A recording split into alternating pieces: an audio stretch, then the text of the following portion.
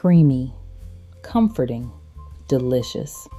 Today we're making a creamy broccoli white bean pasta that's rich, creamy, and easy enough for any night of the week. Today's stars are roasted broccoli, cannellini beans, and pasta. Toss the broccoli with olive oil, then roast until the edges are lightly browned and the florets are tender.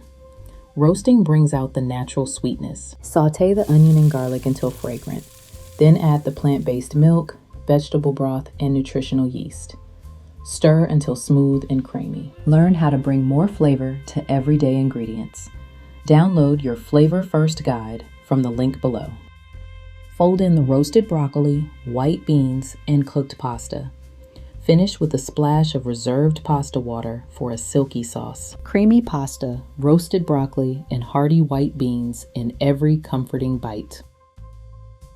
The links for today's recipe, the Flavor First guide, and to join Yum's Kitchen are in the pinned comment.